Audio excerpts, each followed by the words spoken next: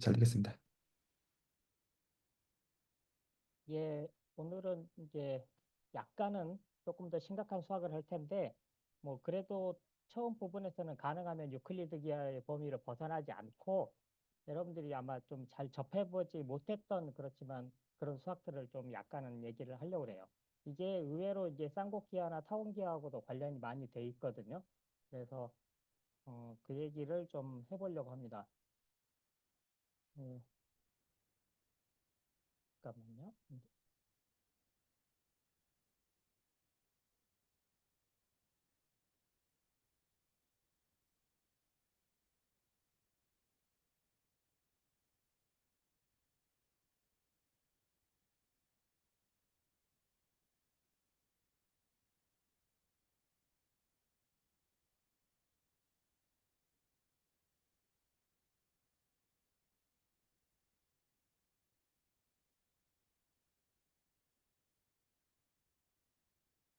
네,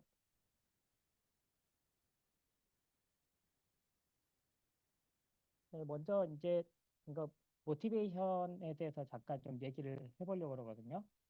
먼저 이 기본적인 모티베이션이 뭐냐면은 이 유클리드 기하에서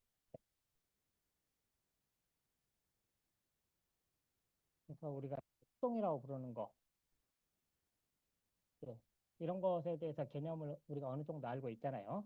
유클리드 기하의 합동이 어떤 예를 들면 삼각형이 있는 또 다른 삼각형하고 어떤 삼각형을 다른 삼각형으로 합동으로 변환해주는 그 변환들을 생각하려고 그래.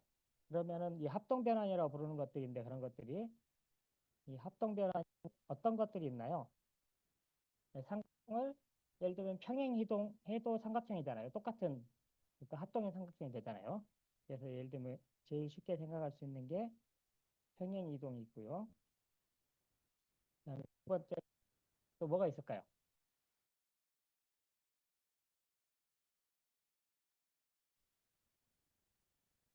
대칭. 회전하고 답이 나왔네요. 그다음에 세 번째 대칭. 근데 대칭은 뭐 여러 가지가 있는데 점대칭도 있고 어떤 직선에 관한 대칭도 있고 이제 직선 대칭이라고 생각하겠습니다. 점대칭은 회전하고 똑같잖아요. 180도 회전한 거랑 같으니까 이렇게 세 가지를 생각할 수가 있을 텐데 사실 세 개가 다 있을 필요가 없어요. 근데 처음에 하고 싶은 말은 이 3이 1하고 2를 만들어낸다는 거예요. 그래서 사실은 직선 대칭이기만 하면은 그러니까 그것만 보장이 되면은 회전 이동도 회전 대칭도 자연히 되고요. 평행 이동에 대해서도 자연히 서로 두 개가 합동이 돼요. 그래서 모든 게 이 그 3번이 제일 중요하거든요. 직선 대칭이라는 거. 여러분들이 이런 거 좀 배웠을지 모르겠는데 그 고등학교 과정에서 정식으로 배우지는 않고 저 같은 경우는 어떤 문제집 같은 거 풀다 보면은 이런 문제들이 나왔던 것 같아요. 그래서 예를 들어서 하나 볼게요. 뭐 직선이 하나 있고요. 또 하나 직선이 있어요. 두 개 직선이 만난다고 하죠. 만난다고 했을 때 어떤 한 점이 있을 때 한 점은 이 직선에서 대칭하고 다시 직선에 관해서 또 대칭을 해요. 대칭을 두 번 한 거죠. 대칭을 두 번 하면은 처음에 출발점에서부터 대칭을 두 번 한 다음에 마지막에 도착할 때까지 그 변환이 바로 뭐냐면은 사실은 그건 항상 회전이 돼요. 그 회전하는 각은 원래 두 개 직선이 이루는 각의 두 배가 되거든요. 이게 바로 회전이 돼요. 그래서 이게 바로 직선 대칭의 두 개의 합성으로부터 회전이 나와요. 이건 언제냐면은 직선 두 개가 만날 때예요. 근데 직선이 안 만날 때가 있을 거 아니에요. 그렇죠? 직선이 두 개가 있는 뭐안 만날 때가 있어요. 평행하죠? 그때는 어떻게 되냐면은 그때는 여기 있는 것을 뭐 시키고 다시 대칭을 시키고 뭐 이렇게 대칭시킨 게 사실은 뭐냐면 평행이동이에요.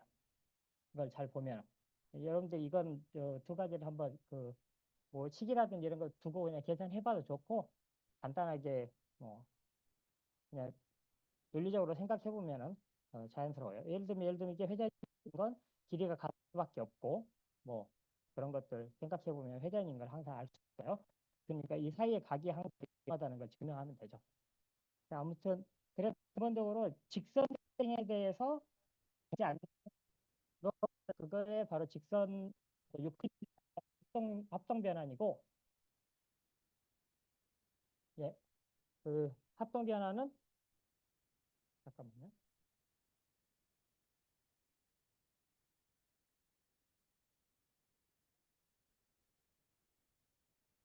예, 좀 뭔가 이상한 메시지가 나오면서 예, 예. 예, 그래서 이제 에 대한 대칭에 대해서 우리가 유클리드 기하를 사실은 이제 유클리드 기하의 합동을 연구한다는 것은 바로 그 직선에 관한 대칭을 공부한다는 얘기랑 같은 얘기가 돼요. 이게 바로 이제 클라인의 입장이거든요. 유클리드 기하란 뭐냐? 합동 변환 군이라고 부르는 그 아까 그 합동 변환들의 모임이 바로 군을 이루는데 그 군에 대해서 변하지 않는 것을 연구하는 학문이다. 그런 식으로 우리가 정의를 하거든요.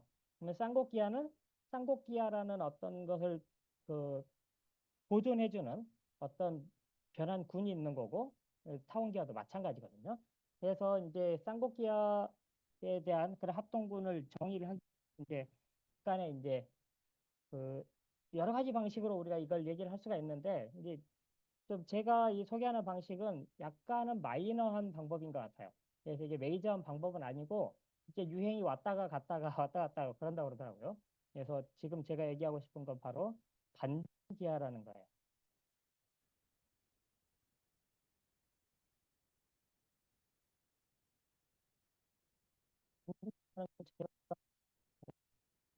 학원 때는 책에서 그냥 우연히 접해가지고 그냥 재밌어서 그냥 공부한 적은 있었거든요.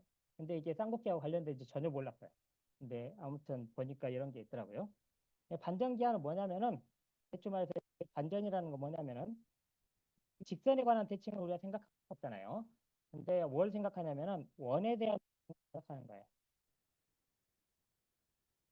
그러니까 대칭. 이 대칭을 부르는 그러한 사상이에요. 원에 대칭한다는 게 말이 안 되잖아요. 원에 대해서 대칭한다는 게 무슨 뜻인지 말이 안 되는데 자, 일단은 지금 이게 무엇인지 일단 정의를 좀 해볼게요. 정의가 뭐냐면은 원이 있으면 원이라는 걸 중심하고 반응해요.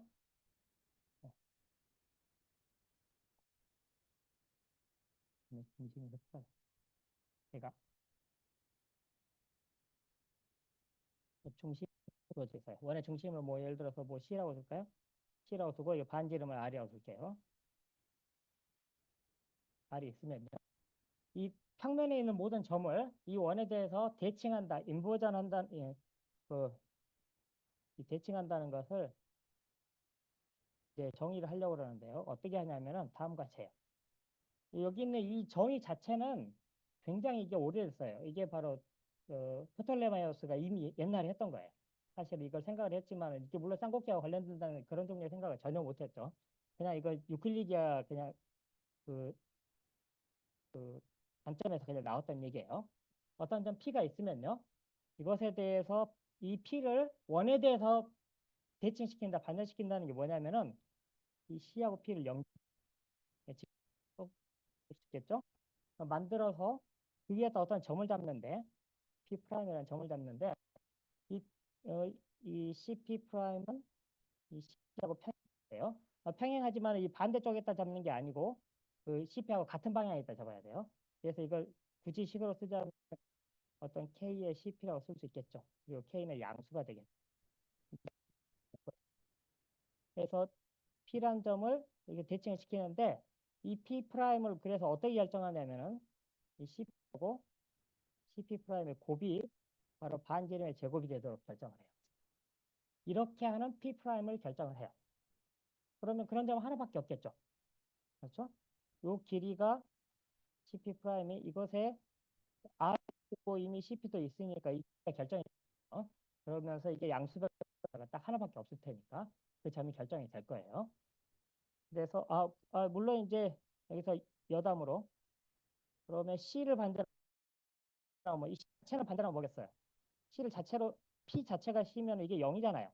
이게 무한대가 돼야 되기 때문에 P 프라임은 바로 무한대예요.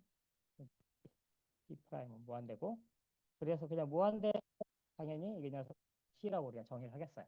그러니까 무한대 반전하면은 중심이 되고 중심을 반전하면 무한대가 된다. 근데 이렇게까지 얘기를 하고 나면 이게 이제 우리가 대칭이라고 부르는 건데 이게 대칭이라는 것이 만족해야 될 성질인데 제일 기본적인 성질은 뭐냐면 대칭은 두 번 하면 자기 자신이 돼야 돼요. 근데 이게 자기 자신이 되는 거 명백하죠. P를 반전하면 P'이 되고 되는 게 명백하잖아요. 그래서 일단은 이게 대칭으로서의 성질을 기본적인 그 조건을 일단은 만족하고 있고요. 그 다음에 뭐 보면 알겠지만 해야지. 원의 내부에 있는 점을 대칭하면 원의 외부로 가겠죠. 원의 내부에 있으면 이게 알보다 작을 테니까 CP 프라임이 알보다 클 거고 반대로 외부에 있는 점을 대칭하면 내부로 올 거 아니에요. 그래서 내부하고 외부를 뒤집는다고요. 그래서 우리가 이런 인버전이나 이런 붙이는 그래서 내외부를 뒤집고 원 위에 있는 점은 대칭하면 뭐가 되겠어요? 자기 자신이 되겠죠. 그렇죠? 그래서 그 원이 일종의 그 직선에 대한 대칭에서의 대칭 축의 역할을 하듯이 이 원 자체가 대칭 축의 역할을 한다고요. 대칭에 의해서 변하지 않는 녀석의 역할을 하거든요. 그래서 이제 우리가 이런 거, 어, 이런 그 원의 대칭을 좀 생각을 해볼. 그러면은 이제 제일 중요한 성질이 뭐 기본적으로 뭐두 번 대칭하면은 자신이 된다. 이 얘기는 했고요. 그래서 그 다음에 이제 우리가 가장 기본적인 잘, 이 대칭 너무나 기본적인 관찰을 하나 해보려고 해요. 항상 그렇듯이 이런 거 대칭은 이제 하나만 대칭시키는 것은 그냥 한 점 하는 거지만 이제 두 점 이상을 했을 때 서로 무슨 관계가 있는지를 따져야 되잖아요. 그래서 이게 바로 뭐냐면 이 하나 있고 중심으로부터 어떤 점 T를 대칭을 시켰어요. 그다음에 또 다른 점을 뭐 Q라는 점이 있어요.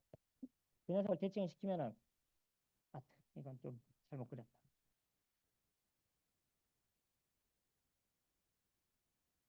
Q란 점을 대칭을 시키면은 프라임이라는 점으로 갈까? 이게 알겠지만 P나 Q가 원점에 가까울수록 대칭점은 더 멀어지죠. 이게 더 가까우면 어떻게 돼요? 아까 CP하고 CP 프라임의 곱이 일정하니까 CP 프라임은 더 작으면은 CP 프라임이 더 커지잖아요. 더 멀어진다고요. 그래서 이걸 보면은 그래서 이제 어, Q의 대칭점하고 P 프라임의 대칭점이 있는데 어떤 성질이 성립하냐면은 이 둘을 P 있고요. P 프라임, Q 프라임이 있으면은 두 개 생기잖아요. 이제 주장은 너무 기본적인 주장. 삼각형 C하고 형식 프라임이 서로 두 개가 닮은 꼴이라는 이 두 개가. 순서를 바꿔야 돼요. PQ는 P 프라임이 돼요. 이런 식으로 서로 이제 닮은 꼴이라는 것을 우리가 알 수가 있거든요. 자, 이건 SAS 뭐 너무나 쉽게 증명할 수 있어요. 자, 맨 먼저 각시 이게 똑같잖아요. 사이의 낀 각은 PC 각 Q CP 프라임은 당연히 같고 이게 똑같으니까 그 다음에 이제 길이의 B를 보려고 해요. 길이 CP의 길이하고 CQ의 길이 를 포함한 띄고 있는 두 개의 변의 길이를 보는데 이 녀석은 뭐가 되냐면은 이건 CP 프라임 R 제곱이고 R 제곱이죠. 그러니까 뭐가 돼요? 제곱 양쪽에서 CQ 프라임하고 CP 프라임 되잖아요. 그렇죠? 역수의 비례는 이렇게 되니까. 그래서 요 비례가 되니까 중문이라는 걸 알 수가 있다고요. 그래서 두 개가 닮았다는 거예요. 이게 닮았다는 게 상당히 중요한 관찰입니다. 그래서 어떤 점 PQ가 있으면은 이걸로 또 가진 삼각형이 특징한 반전한 것에 대해서도 똑같이 어, 그 닮은 삼각형이 된다. 그렇죠? 뭐 얼마가 될지를 한번 보세요. 닮은 비가 얼마나 됐냐 하는 거예요. 그러면은 필요한 건 사실은 나중에 이 새롭게 생긴 이 P 프라임이 PQ에 대해서 몇 배가 되느냐 하는 거예요. 이거 계산해 보세요. 한 번쯤. 이게 바로 그 비례 닮은 비 해당하는 비율이거든요. 뭐 이 정도. 그래서 이제부터 용어를 하나 두는데요.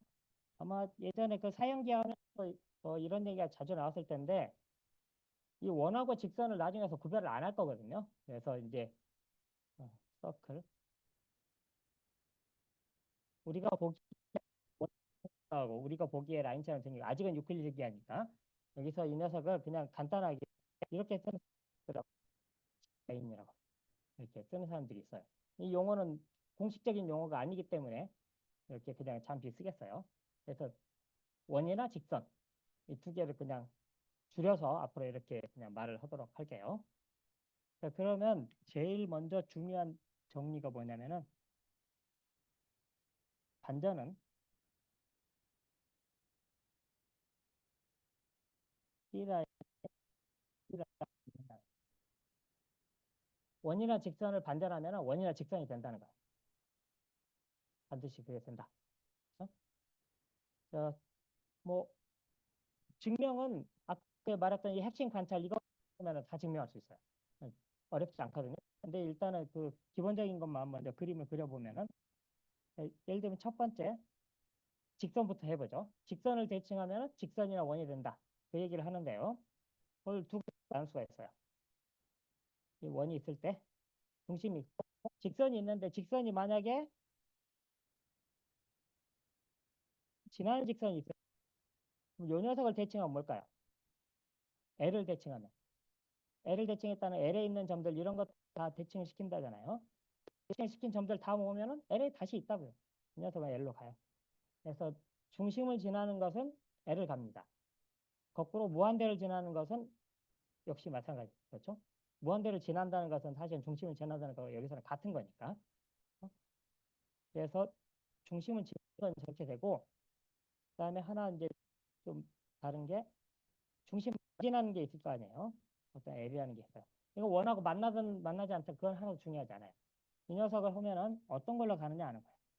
이건 여기에서 수선의 발을 내리고 여기에서 수선의 발을 치라고.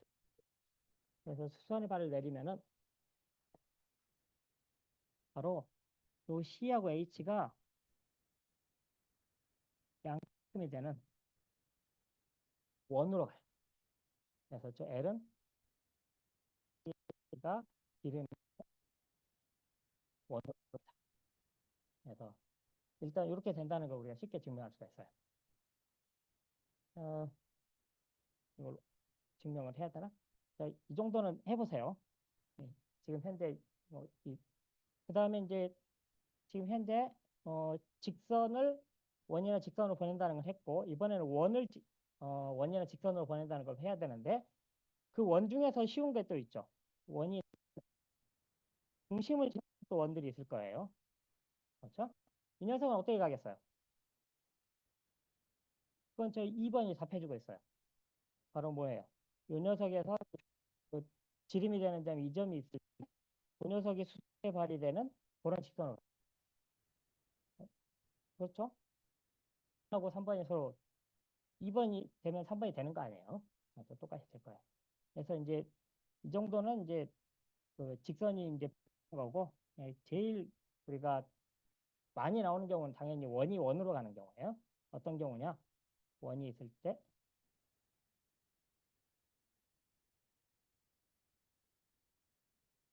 어떤 다른 원이 있다고 쳐요. 뭐 예를 들어서 내부에 그냥 원이 있다고 쳐요. 그러면 이 원은 어디로 가느냐 하는 거예요. 원이 있으면 중심을 이어요. 중심을 해서 이걸 이을 수가 있죠. 중심을 이으면은 이 중심과 만나는 점이 두 개가 생길 거 아니에요. 그 점을 D하고 E라고 둬요. 그러면은 D하고 E는 반전을 시키면 E'하고 D'이라는 점으로 가겠죠. 그렇죠? 그러면은 이게 바로 지름이 되는 그런 원이 돼요. 그렇게 된다는 걸 증명할 수가 있어요. 이렇게 된다. 자, 이건 뭐 한번 증명해 볼게요. 이것만 해보면은 있고, D가 있고, E가 있고, 그럼 이제 E 프라임이 더, 그러니까 E가 더 멀면 E 프라임이 가깝고, D가 더 가까우니까 D 프라임이 더 멀게 되겠죠. 그러면 자, 여기 이 원위에서 한 점을 잡았어요. 이 점을 P라고 잡았단 말이에요. 그럼 이 녀석을 우리가 반전을 시킨 점을 생각하는데 주장이 뭐예요? P 프라임이 이걸 지름으로 하는 원위에 있다는 걸 지금 증명하고 싶은 거잖아요. 근데 이걸 증명하는데 어떻게 하냐? 이게 이걸 지름으로 하는 원위에 있다는 걸 증명할 방법은 이게 이각이라는 걸 나오면 되는 거예요. 그렇잖아요. 어떤 게 지름이 원위에 있다는 걸 증명하는 방법이 바로 이거잖아요. 그래서 이 각을 우리가 계산하는 거예요. 그래서 요 각을 계산할 방법이 그러니까 어, E 프라임, P 프라임, E 프라임 요 각을 구하는데 이게 바로 프라임 이게 C라고 두면은 C 아, P 프라임 C에서 E 프라임 잠깐 이 녀석이 E 프라임 P 프라임 C를 뺀 거죠. 요 각을 우리가 계산하고 싶은 거예요. 아직은 이제 이게 수직인지 모르니 이 녀석을 계산하는데 이건 이 각에서 이가 잖아요. 그렇죠? 그래서 근데 요 각은 요 삼각형에 대한 요 삼각형 근데 고삼각형에 대한 건 아까 뭐예요? P 프라임하고 D 프라임이 대칭이니까 바로 뭐예요? 회사가 닮은꼴이었으니까 요각이 된다고. 그렇죠? 그 다음에 이 안쪽에 P 프라임, E 프라임의 요 작은 P 프라임, E 프라임이 있으니 당연히 P를 생각할 거고 요각이 될 거예요. 요각. 그렇죠? 그래서 이 각에서 이 각을 빼라는 거거든. 잠깐만. 맞나? 지금 맞는 거 헷갈리네. 네. 잠깐만요. 자, 이게 되고 이 녀석은 C, D, P가 되고 이 녀석 E, P죠. 그래서 CDP에서 CEP를 뺀 거예요. 근데 CDP하고 CEP를 생각해보면 이 녀석은 뭐예요? 네, 잘못했네요, 제가. 요각은 요, 어째 이상하더라. 그래서 요각이 될 테니까 요거 요 뺀 거잖아요. 근데 이 삼각형에서 외에서 시각을 먼저 한 각이 나오잖아요. 그래서 바로 EPD가 나오고 이 녀석은 P가 뭐예요? 이 녀석을 지름으로 하는 원위에 있었으니까 90도 아니에요. 그래서 이제 이런 식으로 증명한다고요. 2번하고 3번도 한번 해보세요. 그냥 단순하게 그냥 유클리드 기하, 초등 유클리드 기하, 그 아까 말했던 핵심 관찰 이용하면은 쉽지 않게 측정할 수 있는 그런 사실입니다. 자, 이런 종류의 그 인버전의 개념이 사실은 오래전부터 있었던 개념이에요. 대표적인 게 바로 뭐냐면은, 자, 이건 지금 서클 인버전인데, 우리가 서클 인버전도 당연히 뭐 구면에 대해서 당연히 구면이 있을 때 어떤 점이 있고 어떤 점이 외부에 있든 외부에 있든 있으면 그걸 잊고 마찬가지로 그 길이의 곱이 반지름 제곱이 되는 그 보면은 구면 안에 있는 구의 내부에 있는 녀석은 구의 외부로 갈 거고 등등등 이렇게 똑같이 할 수 있다고요. 근데 이렇게 할 수 있는데 이게 바로 이제 구에 대한 그런 반전이란 말이에요. 자, 그랬을 때 뭐냐면은 그 예전에 한번 나왔는데 프로그래픽 섹션 이렇게요. 스테레오그래픽 프로젝션은 뭐냐면은 이점 기준을 하지 않고 좀 다른 걸 생각한다는 게 여기서 약간은 좀 네. 예를 들면 북극을 생각하고 이, 이 북에서 말하는 생각해요. 그런 다음에 이 구에서 반전을 하면요. 그러니까 이 n을 중심으로 어, 북극이고 이게 나오시면은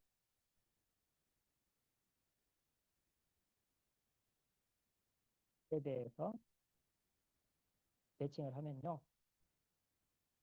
대칭을 하면 뭐가 되냐면은 이제 그런 사상을 생각할 수 있는데 특별히 이 구가 뭘로 갈지를 한번 생각을 해보세요. 그 대칭에 대해서 이 구가 어디를 지나가요? 중심을 지나가잖아요. 아까 제가 그 서클 인버전에서 했던 거 중심을 지나는 원은 어디로 갔어요? 중심을 지나는 원은 직선으로 갔잖아요. 그런 것처럼 이것은 평면으로 간다. 어떤 평면이냐? 그래서 여기서 여기 하고 여기에 B 그래서 이 스테레오그래픽 프로젝션 역시 이 인버전의 아주 특별한 경우예요. 그래서 이 인버전들을 이용하면은 굉장히 재밌는 것들을 할 수가 있거든요. 근데 그때 이거 우리가 하고 싶은 게 있고, 자, 이제 이걸 가지고 뭘 하려고 그러냐면은 이 녀석을요. 이 인버전이라는 게 이제 기하학적으로 설명을 했는데 이걸 뭐 여러 가지 방식으로 당연히 할 수 있는데 이걸 우리가 복소수로 우리가 한번 또 생각을 해볼게요. 평면 위의 점을 그냥 복소수 하나로 우리가 쓰고 싶은 거예요. 그럼 뭐냐면 이제 역시 하나가 있는데요. 그 중심을 G0라는 복소수라고 치겠어요. 그럼 일반적인 어떤 복소수 하나가 있을 거 아니에요. 그랬을 때 그 대칭한 점, 그 녀석을 G'이라고 쓰겠어요. 그렇죠? 그럼 이 G하고 G'을 우리가 그 다음에 반지름 R이요. 그랬을 때 G'하고 G의 관계를 우리가 생각을 해보려고요. 그러면 뭐가 돼요? G-G, G'-G0는 뭔지는 몰라도 G-G0의 상수배가 돼야 되잖아요. 그리고 K는 양수가 돼야 되겠죠. 제일 첫 번째 조건이 이거였어요. 그 다음에 길이의 곱이 이거 하고 교수님, 저기, 예, 아, 죄송한데 혹시 그 아까 정리하실 때 네 가지 정리를 보여주셨잖아요. 키, 렘마, 아니, 네 가지 정리를 보여주셨잖아요. 그 중에서 그, 잠깐만, 그 부분은 잠깐만 다시 한 번만 설명해 주실 수 있으실까요? 그리고 혹시 예. 1번, 네, 1번 한 번만 더 설명해 주실 수 있으실까요? 1번은요. 예. 네, 원점을 지나는 직선을요. 직선 네. 위의 점들을 전부 그 반전을 시키는 거예요. 그러면 그 직선 위의 점들로 다 옮겨간다는 거예요. 왜냐하면 이 직선이 고정돼 있잖아요. 여기 있는 이 점이 있으면 뭔가 밖으로 갔겠죠. 예를 들면 여기 있으면 이런 점으로 갔겠죠. 여기 아, 있으면 예, 이런 예. 점으로 갔을 거예요. 예. 그래서 이 네. 직선 위의 점들을 반전시키면 이 직선 그대로 간다.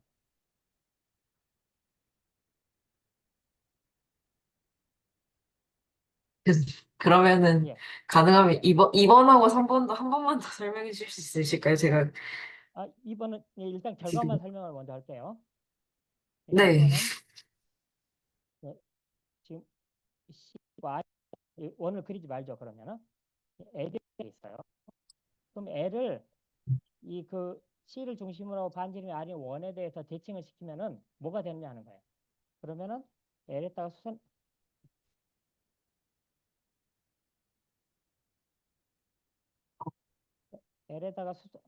왜 이러지? L에 어이구 이거 자꾸 돌아가 버리네. C에서 L에 수선의 발을 내리면요. 그때는 뭐가 되냐면은 C하고 H가 지름인 그런 원이 된다는 거예요. L을 그러니까 여기 있는 점을 반전시키면은 요려고요. 여기 있는 점을 반전시키면은 요 C를 이은 요 점으로 온다고. 그래서 항상 이 길이하고 이 길이의 곱이 이 길이의 제곱이랑 같다는 거예요. 아, 네네. 아, 여기서 이건 반지름 아니에요. 예, 아무튼 이 길이하고 이 길이의 제곱이다. 그런 식으로 되고 반대도 된다는 거예요. 어떤 게 그 이 원점을 지나는 어, 그러니까 중심을 지나는 그런 원이 있으면은 지름에서 지름을 이 바로 수선의 발로 갖는 그 직선으로 이 바로 원이 이 직선으로 간다. 그래서 이 직선은 원으로 오고 서로 왔다 갔다 한다는 거죠. 예, 아, 네.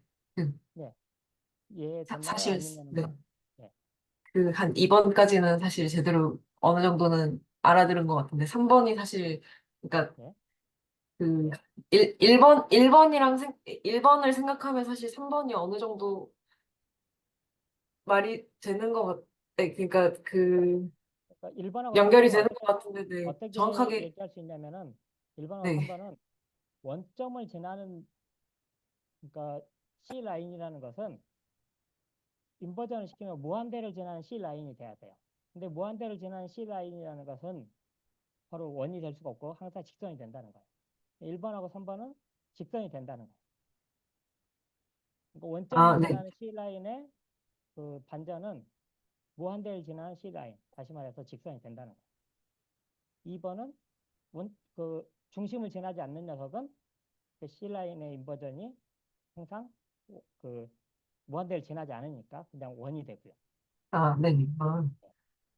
그러면은 3번에서 지금 그러니까 그리신 원하고 뭐 인버전된 직선하고 예, 했을 때 H점에서 수설말이 내려서 H점에 가잖아요. 그 H점에서 그러니까 원을 잘라서 이렇게 펼쳐서 직선 두 개가, 아니, 그러니까 원점을 지나는 직선이 되는 원점을 지나는 직선하고 그 L하고 이렇게 두 개 그리는 거랑 지금 원하고 직선하고 그려진 거랑 똑같은 거라고 생각해도 될까요? 예? 잠깐만, 그러니까, 제가 질문 놓쳤어요. 예, 아, 네, 죄송합니다. 예.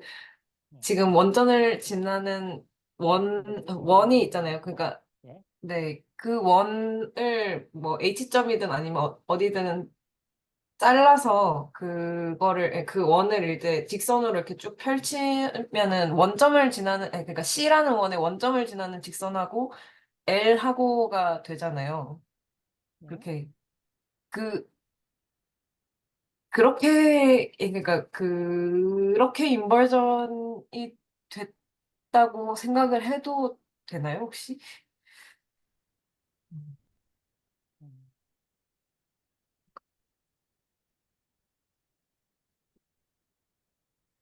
잠깐만요. 이걸 그러면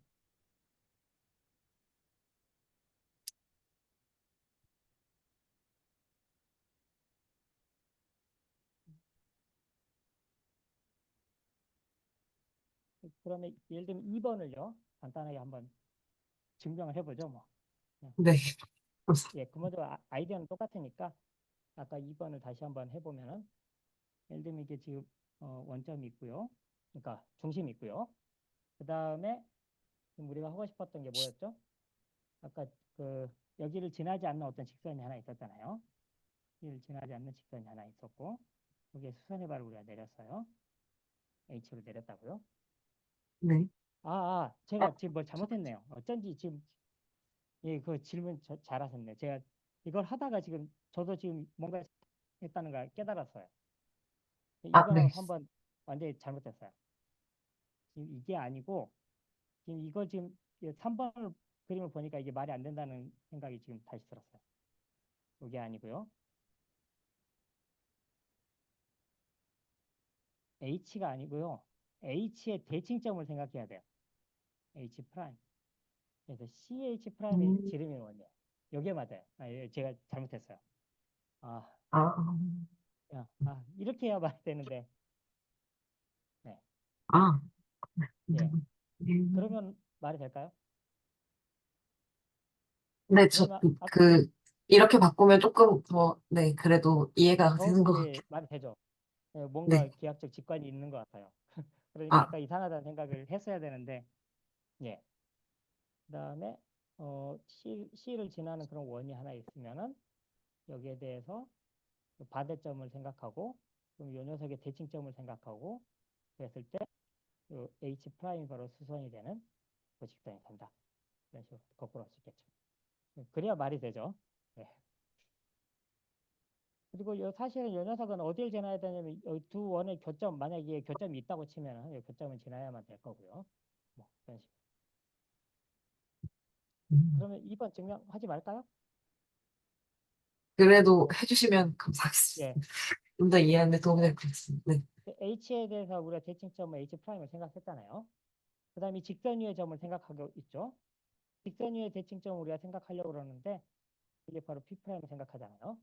그럼 주장이 뭐냐면은 이게 직각이었잖아요. 그럼 아까 이거하고 그러면은 요는 닮았을 때 이게 직각이 되겠죠. 그럼 뭐예요?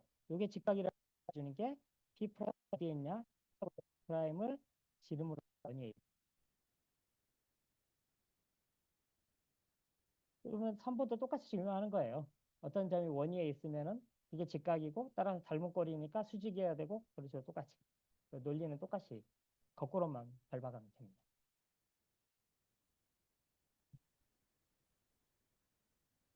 네. 그러면 일단 넘어갈게요. 별로 많이 안 남았어요. 왜냐하면은 너무 많이 한꺼번에 하면은 예, 소화가 안 되니까. 이걸 이 반전을 우리가 복소수 버전으로 우리가 생각을 하고 싶어요. 네, 복소수 버전으로 생각을 하려고 그러는데 이게 바로 아까 b-g0라는 게 상수가 됐고 양수가 됐고 기이 반지의 제곱이 됐고 자 그랬을 때 이 상수를 우리가 결정하고 싶어요. 네, 그러면은 뭐 1번하고 2번 1번에서 뭘 할 수 있냐 이거를 작업을 시키면 k는 양수라고 그랬으니까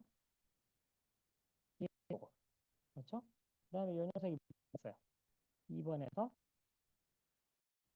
곱을 나눈 거니까 k 결정이 돼요.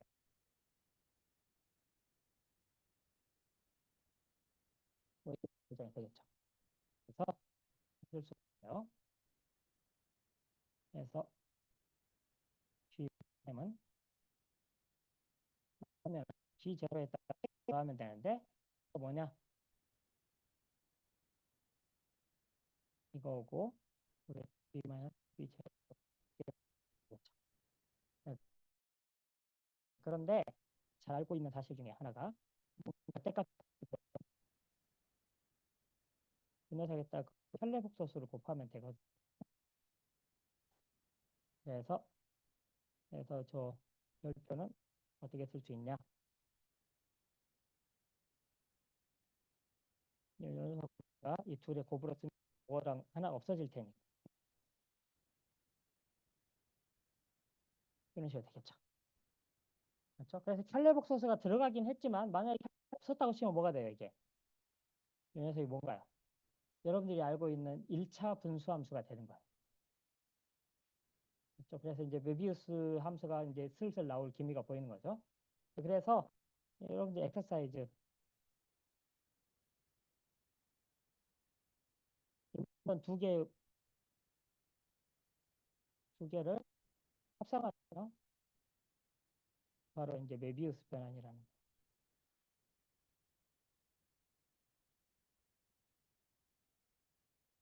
그 변환은 그러면은 이런 식으로 써져 있는 한글로 써지는 그런 1차 분수 변환이 된다.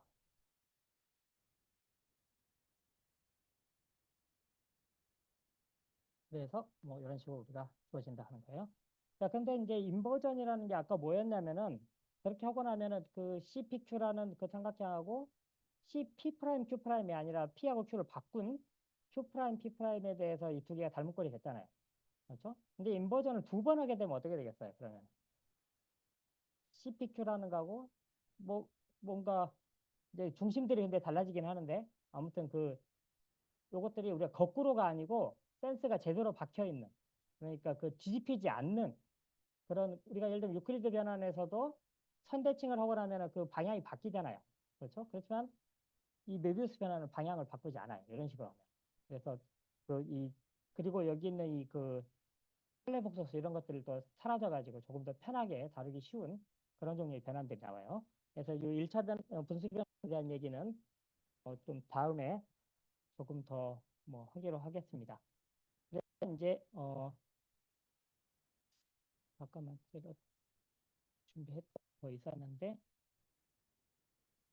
그래서 이제 이런 인버전에 대해서 우리가 이제 이런 걸 우리가 생각할 수가 있다 하는 거예요.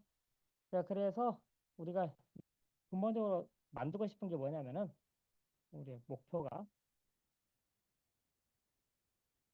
복도면의 어떤 좋은 데다가 우리가 이제 이걸 예, 인버전에 대해서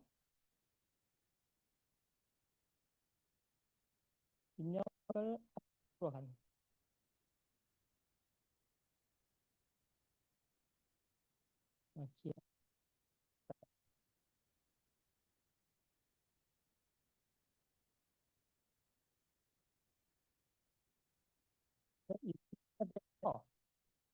변하지 않는. 그러니까 이 개념이 이제 바뀌겠죠. 왜요? 예를 들면 원의 내부에 있던 것은 짧은 녀석도 인버전을 하고 나면 밖에 가서는 길어지잖아요. 그렇죠? 그래서 멀리 갈수록 길어지는 뭔가 좀 그래서 이 인버전이 합동이 되도록 하는 그런 기하학 구조를 분류해야 된다는 거예요. 이제 이런 것들이 기본적으로 후엔칼이나 이런 사람들이 고민했던 거라고. 클라인이나 이런 사람들이 고민했던 거거든요. 그래서 이제 이것을 대표적인 경우가 바로 이제 D가 디스크인 경우가 있고,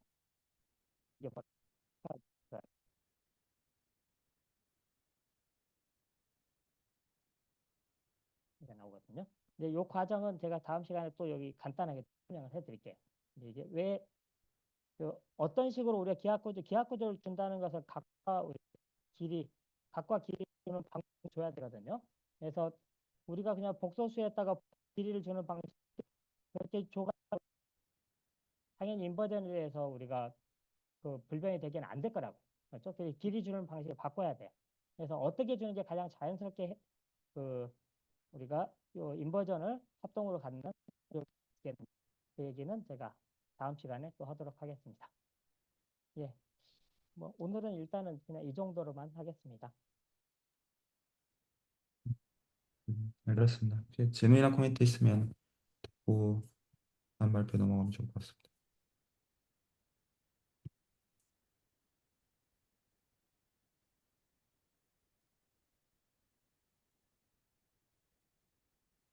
혹시 없으시면 그럼 이소 선생님 발표로 넘어가면 좋을 것 같습니다.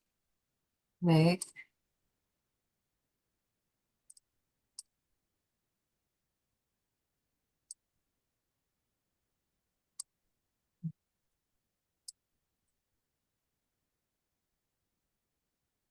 이렇게.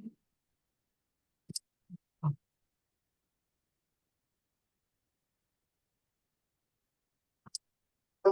네, 일단 제가 이전에 조건희 교수님께서 계실 때 말씀드렸던, 그러니까 이거를 근본적으로 요청드리게 됐던 그 내용은 아닌데요. 그, 일단은, 네, 유클리디안하고 넌 유클리디안 기하학에 대해서 좀 얘기해 볼 만한 주제를 하나 뽑고 싶어서 일반적인 바퀴하고 그다음에 기차 바퀴의 기차 바퀴의 구동 형태랑 그다음에 그 형태 디자인을 왜 그렇게 했는지에 대해서 조금 말씀드리고 같이 생각을 나누고 싶어서 네, 발표 자료를 만들었고요. 그리고 나중에 네, 일단 아무래도 실린더리컬이 일단 기본적인 바퀴, 자동차 바퀴, 그러니까 그냥 원형, 두꺼운 두께가 있는 실린더 형태고, 그다음에 코니컬 휠이라는 게 그 원뿔형 휠로 기차 트랙을 달릴 때 사용되는 휠인데, 제가 일단 영상 자료를 좀 넣어놨고요. 주로 코니컬 휠 쪽에 시중에서 얘기하게 될 것 같습니다. 네. 일단 잠시만요. 네, 혹시 지금 소리가 들리시나요? 아니요, 안 들립니다.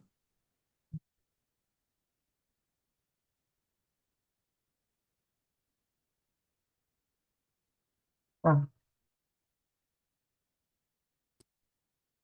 네, 일단 실린더리 커리는 아까 말씀드렸던 것처럼 일반적인 자동차 휠인데 자동차 같은 경우에는 그러니까 일단 저희가 일상적으로 사용하는 교통수단이죠. 근데 실제로 자동차에서 그 사용자들이 불편함을 꼽자면은 주차하는 방식인데, 주차하는 건데, 이게 자동차 바퀴가 앞으로 뒤로는 직선으로는 잘 가고, 그 다음에 코너링, 커브된 형태의 길도 잘 가지만, 그 바퀴가 평행으로 움직이지 않아서 평행 주차는 어려움이 있어요. 최근에는 평행 주차 관련해서 현대자동차에서 뭐 이코너링이라는 기술을 내놓긴 했는데, 이코너링 같은 기술을 내놓기도 했는데, 어, 일단 기본적인 실린더리컬 바퀴는 그냥 앞으로, 뒤로, 직선을 주행하기 위해서 만들어진 거고요. 그리고 실제로 이 둘 사이에 이렇게 두 개의 실린더리컬 휠이 그 같은 방향으로 중앙에 연결이 되어 있으면 실제로는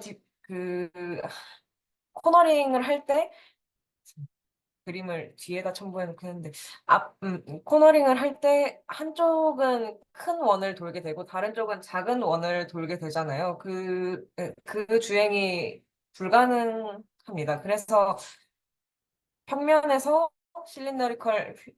두 개의 연결된 실린더리컬 휠이 디퍼런셜 무브먼트, 즉 차동 주행을 하기 위해서는 다음과 같은 좀 복잡한 장치를 필요로 하는데요. 이거 관련해서 With a bar or 굉장히 유명한 crosspiece, 영상을 하나 we can turn both 가져왔습니다. wheels in the same direction at the same rate of speed. 그래서 자동차 바퀴는 Let's 실제로 get something to hold this bar in place so that it will press against the spokes. Notice that this support is not locked to the axle.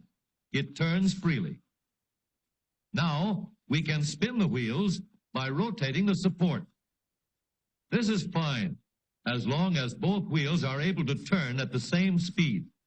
But let's see what happens when we go around the corner. 그냥 With this arrangement, we cannot drive one wheel faster than the other. 네, 그렇게 이 사람이 설명한 것처럼 한쪽 휠이랑 다른 쪽 휠이 그러니까 한쪽 휠은 큰 원을 돌아야 하고 다른 쪽은 작은 원을 돌아야 할 때 실제로는 만약에 그냥 그냥 바로 연결되어 있으면 차동 주행이 불가능합니다. 그래서 It pivots. It lets one wheel turn 그냥 바가 even 아니고 when the other is stopped. But if turned too far, the bar will swing around until it won't drive the spokes that turn either wheel. We need another crossbar and more spokes to carry on the job. 네, 그래서 When we stop 그거를 one 가능하게 wheel, 하기 위한 구조를 최대한 단순화해서 만든 게 이게 바를 늘리고 기어를 만들어서 실제로는 이러한 형태로 and we 조립이 have 되고요. differential gears. The edges are cut so that they will fit together more smoothly and silently. And another gear is added to share the work of driving the axle. The principle is the same. 그래서 이런 굉장히 좀 복잡한 구조가 필요한데요. 근데 기차 바퀴 같은 경우에는 실제로 이런 복잡한 구조가 중앙에 없이 그냥 가운데가 이렇게 그냥 일반 바로 연결되어 있어도 그 레일에서 충분히 잘 달릴 수 있도록 코니컬한 형태로 디자인이 되었습니다. 그거 관련해서도 짧게 영상을 The train's wheels are not perfectly cylindrical, but slightly conical. In our opinion, this conical shape is a marvel of engineering. To understand the first accomplishment, let's consider a simple experiment with glued paper. The train's wheels are not perfectly Sure that the wheels will never leave the track, but the question is why? This conical arrangement produces a self-centering force. To understand how, we need to check out the forces acting on 네, the 그래서 wheel. 중앙을 일단 첫 번째로 가느다란 레일 위를 두 개의 바퀴가 달리는데 왜 중앙을 벗어나지 않는지 대해서 During a straight track movement, the main forces acting on the 설명하고 wheels 있는데 are 이거는 shown 약간 here. 물리적인 The reaction forces will 얘기라서 always be 넘어가고. perpendicular along the axis. Did you notice? It is clear from the visual that the whole train wheel set tilts as shown. 네, 이런 식으로 서로 그 컨택트에 접촉하는 면의 각도가 서로 그 커니컬한 면이 레일 위에 컨택트되는 면의 각도가 달라지면서 Along with this tilt, the normal forces also get tilted. If you do a force analysis in this condition, you can see that there will be net force towards the left direction. This force will bring the wheels automatically to its center. As the wheels approach the center, the self-centering force will disappear. 그래서 중앙을 벗어나지 What a 않고요. simple but brilliant technique to self-center the wheels, right? Flanges are fitted on both the sides of the wheels as an extra safety feature. For fun, let's assume that the train's wheels are in the opposite angle. Here, if you do the same force analysis during a right displacement, you can see the net force developed is again towards the right. This is why, for this wheel geometry, the train wheels always get thrown out of the track. 네, 반대 방향으로 디자인된 휠은 이렇게 방금 설명한 것처럼 바깥으로 Let's 벗어나기가 explore 굉장히 the second 쉽습니다. reason for giving a conical shape to the wheels. With this conical shape, the engineers were able to achieve differential action. 아까 먼저 보여드렸던 실린더리컬, 그러니까 일반적인 우리가 아는 바퀴 같은 경우에는 그 디퍼런셜 무브먼트를 만들기 위해서 굉장히 그 중앙에 복잡한 기어 구조가 필요했는데요. 이 Suppose the 경우에는 train 좀 has to take a 다릅니다. turn, as shown. Here, the left wheel has to travel more distance than the right wheel. However, when the wheels are connected using a common shaft, how is one wheel able to travel more distance than the other wheel? Here's where the conical shape comes into play. To accomplish this, turning the wheels will cause it to slightly slide towards the left. If you consider the contact point of the wheels, the left wheel has a higher radius than the right wheels. In short, for the same angle rotation, the left wheel will travel more distance and achieve 네, differential action. 원추형 면이 한쪽으로 밀리면서, 그러니까 아까 말씀드렸던 것처럼 접촉면이 서로 달라지면서 한쪽이 높이가 높아지고 다른 쪽이 그러니까 높이가 낮아지는 쪽으로 가서 이러한 차동 움직임이 Remember, 가능하게 to 됩니다. achieve differential action in cars, the engineers had to separate out the wheels and turn them under different speeds. Here, they achieved the differential action just by giving the wheels a conical shape. Interesting, right? Of course, when the wheels slide towards the left, it will produce a force automatically towards the right, as we saw earlier. During a cornering situation, this force is provided to supply the centripetal force needed for the turn. Due to this, the wheels will not slide back to the center during the cornering. Plus two main engineering goals just by proving a 네, 그래서 일단 아까 영상에서 보였던 첫 번째로는 일단 셀프 커렉팅 무브먼트라고 하는데 여기서 이거는 이제 토크라는 힘 관련된 식을 간단하게 나타낸 거고요. 근데 이라는 키워드가 하나 나오더라고요. 그래서 잠시만, 혹시 지금 잘 들리시나요? 지금 인터넷 연결이 불안정하다는 메시지가 잠깐 잘 떠가지고. 들립니다. 네. 그래서 잘 들립니다. 지오데식스라는 우리말로 하면 측지법이라는 키워드가 하나 나오더라고요. 그래서 그거를 일단 위키피디아에 간단하게 검색을 해봤는데요. 이제 그게 넌 유클리디안 지오메트리랑 상당히 밀접하게 연관이 되어 있었고요.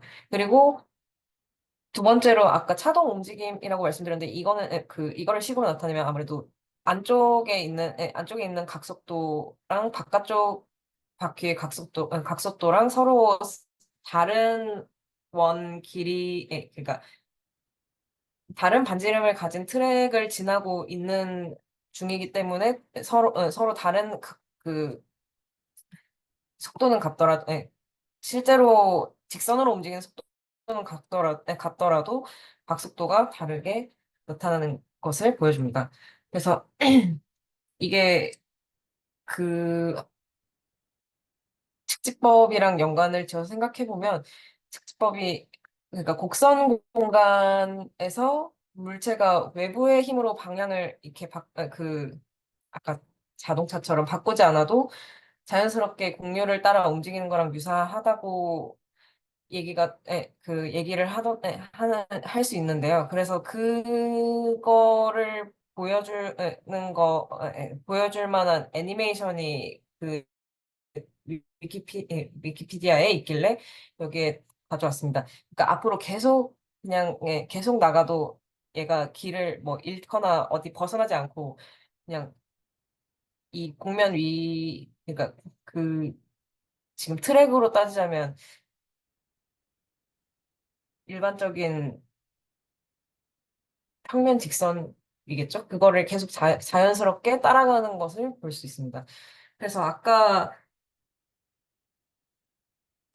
정경훈 교수님께서 말씀하실 때 원과 직선의 구분이 사라진다고 하셨는데 이것도 그 측지법으로 생각하면 실제로는 곡선을 그냥 일반적인 곡선 즉 원을 일반적인 선분으로 생각할 수도 있고 반대로 그 끝없이 사람이 눈으로 보기에 끝없이 뻗어나가는 그 기차 레일을,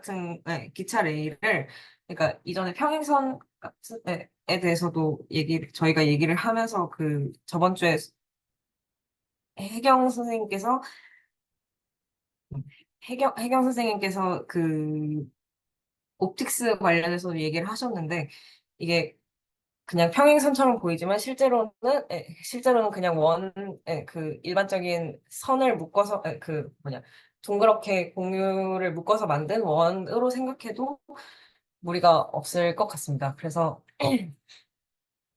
일단 이렇게 곡선 트랙을 계속 그리고 아까 그 바퀴 같은 경우에는 그냥 일직선 트랙을 계속 따라간다고 했었는데 이렇게 곡선 트랙을 따라갈 수 있게 한 거는 그 그래서 측지학 측면에서는 어쨌든 두 점 사이의 최단 경로를 계산해서 움직이는 거랑 비슷하다고 할 수 있을 것 같고, 유클리드 지오메트리에서는 일반적인 선분을 계속 따라가는 것과 유사하다고 생각할 수 있을 것 같습니다. 이게 두 바퀴 사이 차이가 있고, 그 다음에 바퀴가 곡선 레일을 따라갈 때 이쪽 레일과 그 레일 사이에 두 바퀴가 따라가는 현재 지점과 이전 지점에 대한 그런 차이 두 가지를 생각해 볼 수가 있는데요. 그래서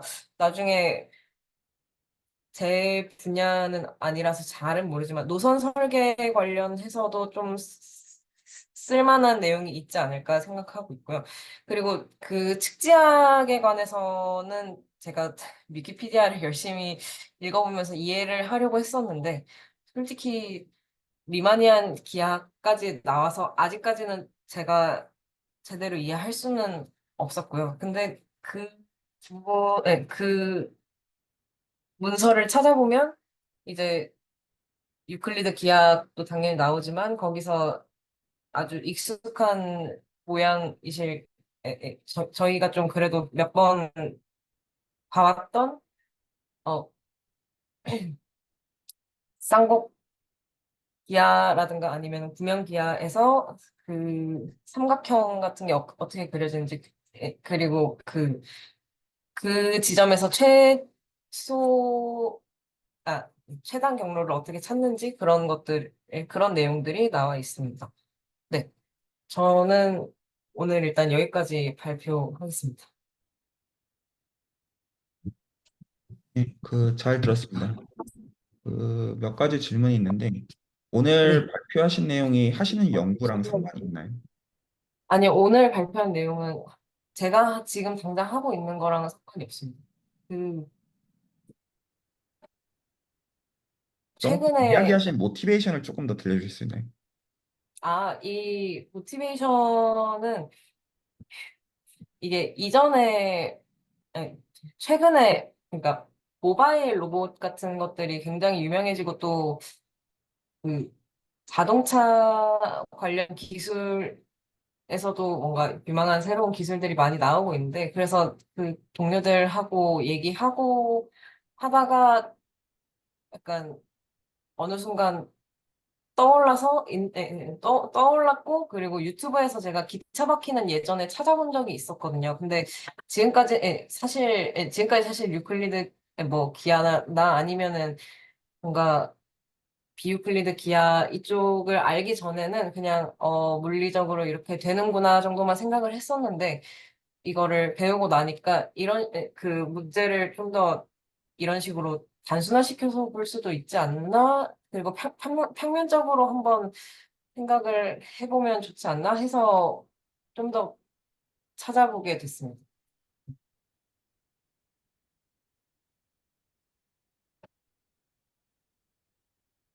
일단 좀 제 피드백을 좀 드리자면 다음과 같습니다.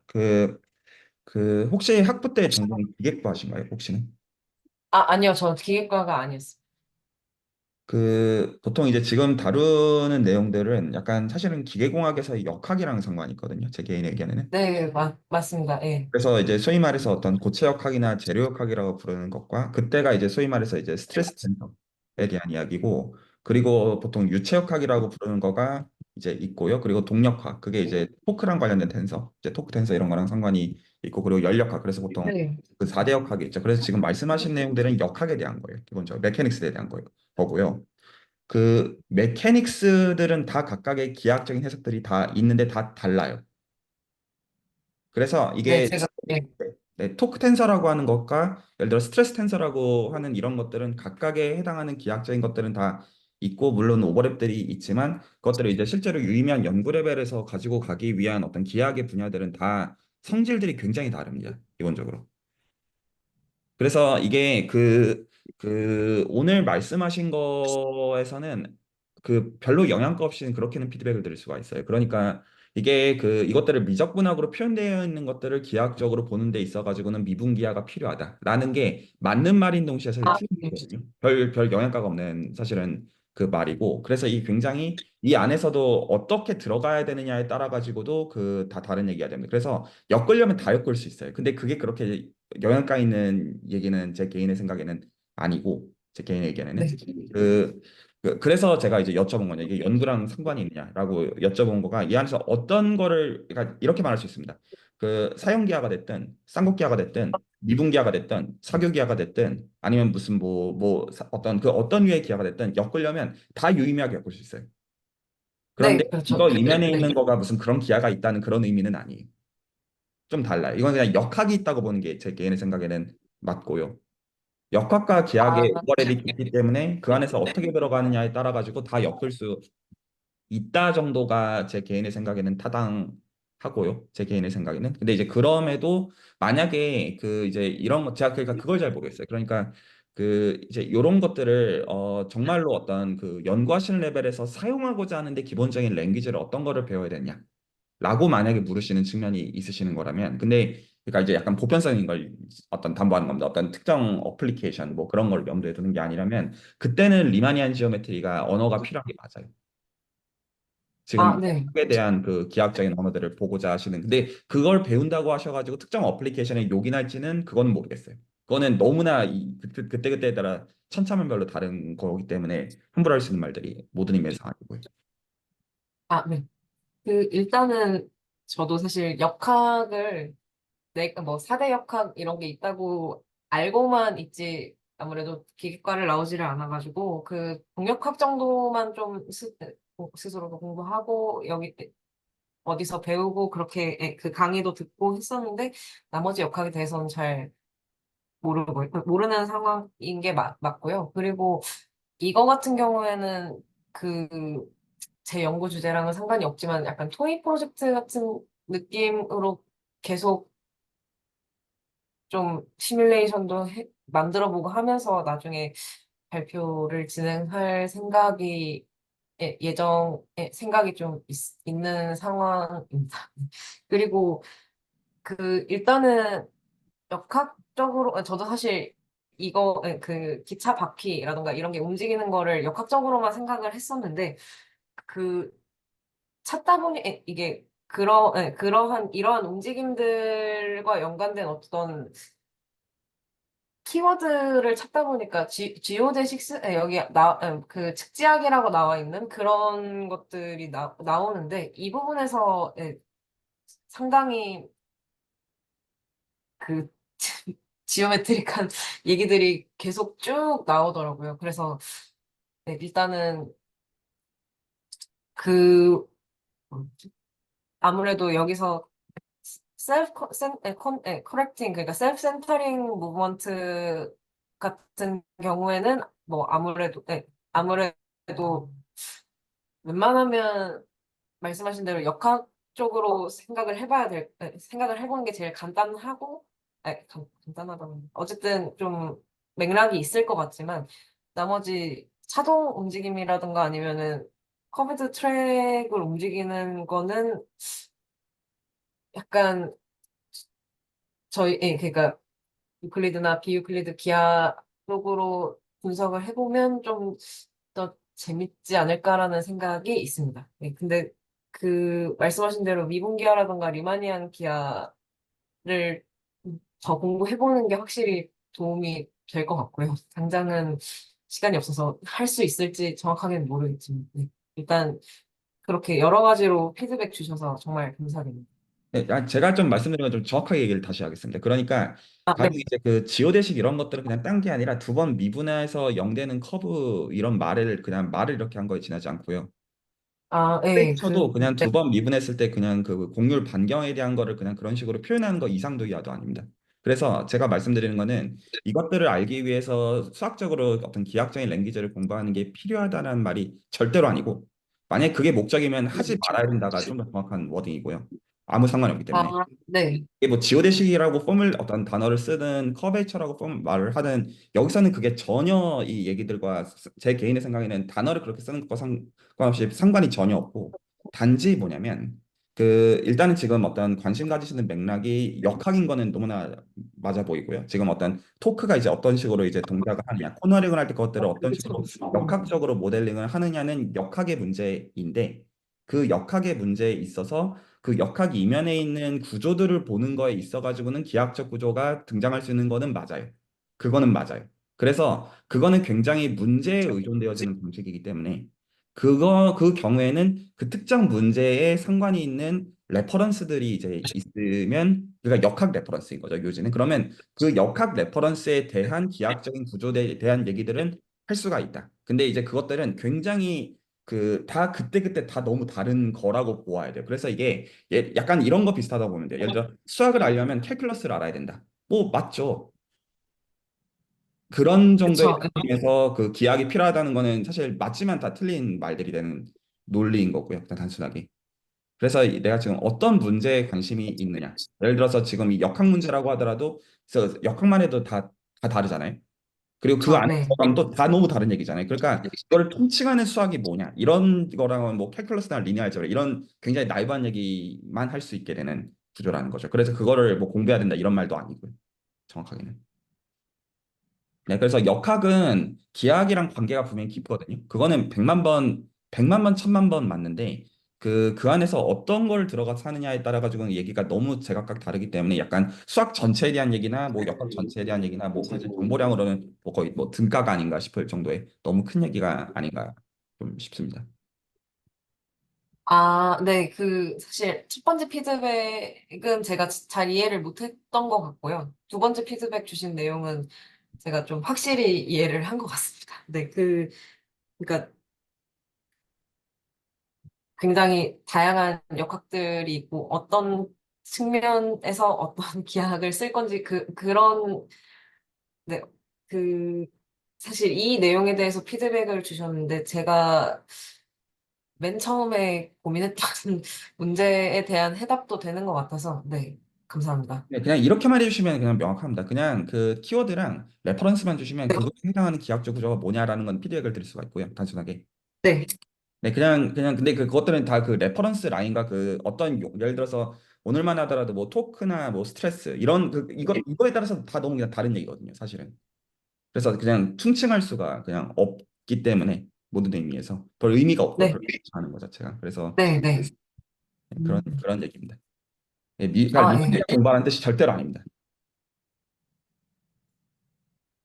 아, 네, 감사합니다. 음, 음. 혹시 또 다른 또 해주실 말씀도 있으시면 듣고 마무리하겠습니다.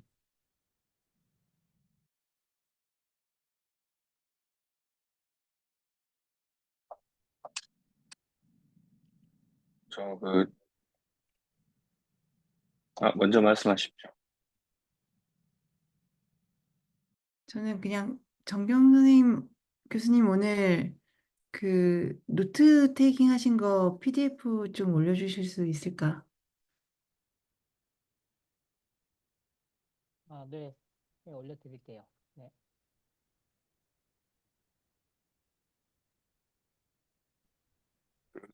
저의 질문이 하나 있는데요.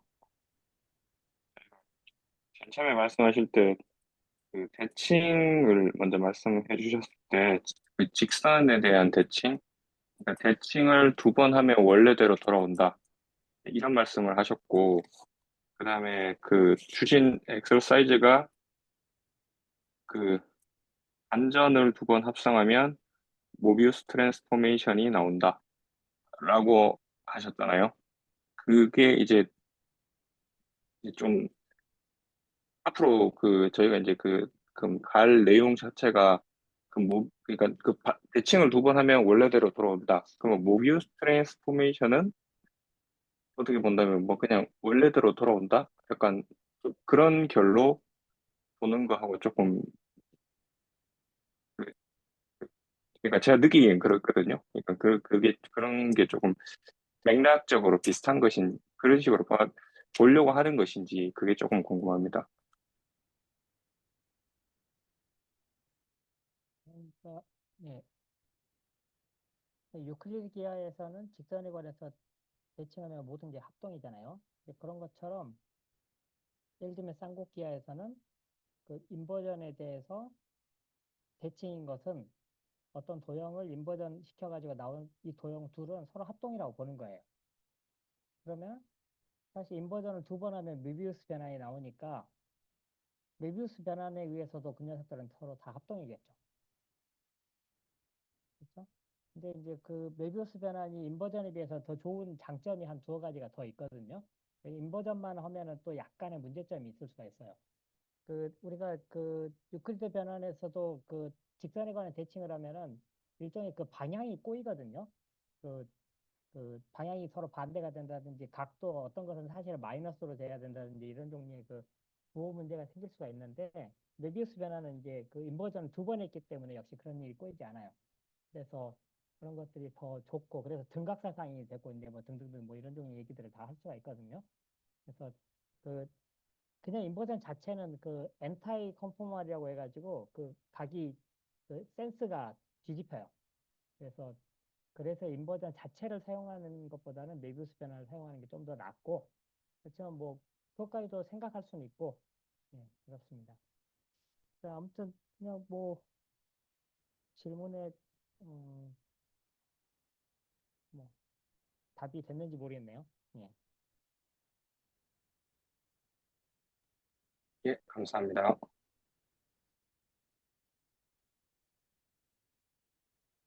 네, 다른 또 코멘트들 더 없으시면 오늘 레코드는 여기서 정리하겠습니다. 두 분 잘 배우셔서 감사드립니다.